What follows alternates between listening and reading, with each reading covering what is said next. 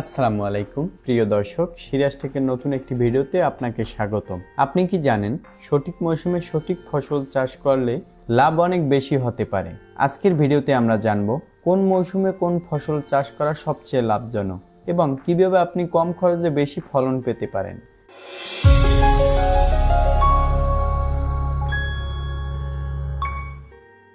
শীতকালে বেশ কিছু ফসল চাষ করে ভালো লাভ করা যায়। তার মধ্যে অন্যতম টমেটো, বাঁধাকপি, ফুলকপি, মূলা, গাজর, শাক ইত্যাদি। গ্রীষ্মকালে যেসব ফসল চাষ করলে ভালো লাভ পাওয়া যায় তার মধ্যে তরমুজ, বাঙ্গি, আম, লিচু, করলা, ঝিঙ্গে, ঢেঁড়স, পুঁইশাক। এছাড়াও আপনি ধান চাষ করতে পারেন। বোরো ধান চাষ এই মৌসুমে খুবই লাভজনক। বর্ষাকালে অনেক কৃষক সঠিক ফসল চাষ করে লাভবান হন। ধান, আমন ধান বর্ষাকালে ভালো লাভ দেয়। সবজি, কচু, লাউ, চাল, কুমড়ো, সিম। এছাড়াও আপনি বর্ষাকালে চাইলে মাছ চাষ করতে পারেন।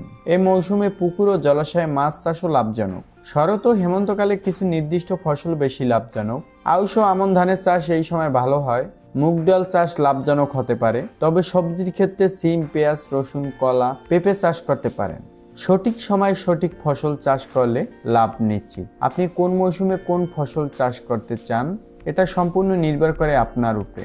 আপনি যদি মৌসুম ভেদে সঠিক ফসল নির্বাচন করে চাষ করেন, আশা করি আপনি অবশ্যই লাভবান হবেন। প্রিয় দর্শক, আজকের ভিডিওটি এই পর্যন্তই। দেখা হবে আবার নতুন কোনো ভিডিওতে ইনশাআল্লাহ।